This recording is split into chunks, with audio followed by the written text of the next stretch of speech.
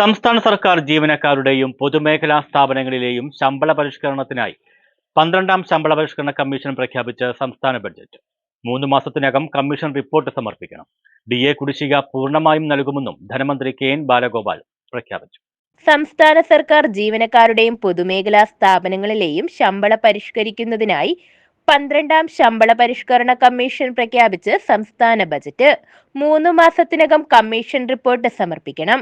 DA കുടിശ്ശിക പൂർണ്ണമായും നൽകുമെന്നും ധനമന്ത്രി KN ബാലഗോപാൽ പ്രഖ്യാപിച്ചു.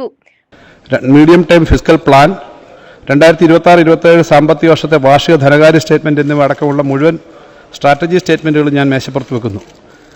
2025-26 സാമ്പത്തിക വർഷത്തെ ബഡ്ജറ്റിലേക്കുള്ള ഉപധനാഭ്യർത്ഥനകളുടെ അന്തിമ സ്റ്റേറ്റ്മെന്റ്, കേരള അടിസ്ഥാന സൗകര്യ നിക്ഷേപ നിധി ബോർഡിന്റെ 2024-25 സാമ്പത്തിക വർഷത്തെ ഫിഡിലിറ്റി സർട്ടിഫിക്കറ്റ്, 7ാം ധനകാര്യ കമ്മീഷന്റെ 1ാമത് റിപ്പോർട്ട്, ആയതിന്മേലുള്ള ആക്ഷൻ ടേക്കൺ റിപ്പോർട്ട്, 7ാമത് പൊതുവ്യയ പുനഃപരിശോധന കമ്മിറ്റിയുടെ ആദ്യ റിപ്പോർട്ട് എന്നിവയും മേശപ്പുറത്ത് വെക്കുന്നു.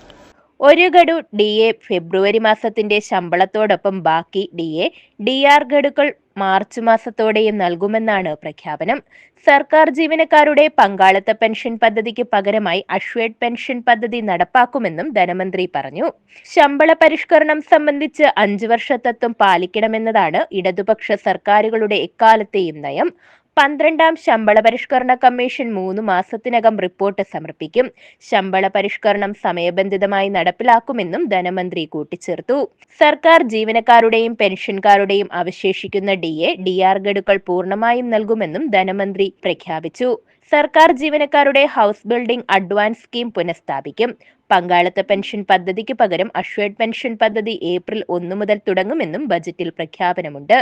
അവസാനം വാങ്ങിയ അടിസ്ഥാന ശമ്പളത്തിന്റെ 50% തുക പരമാവധി പെൻഷനായി ലഭിക്കുമെന്ന് ഉറപ്പാക്കുകയും DR അനുവദിക്കുന്ന പദ്ധതിയുമാണ് നടപ്പാക്കുക.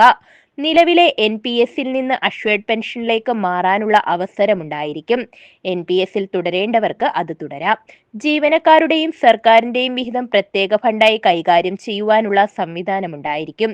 അഷ്വേഡ് പെൻഷൻ പദ്ധതി ഏപ്രിൽ 1 നടപ്പിൽ വരുത്തുന്നതിനുള്ള ഉത്തരവ് പുറപ്പെടുവിക്കുമെന്നും ധനമന്ത്രി പ്രഖ്യാപിച്ചിട്ടുണ്ട്.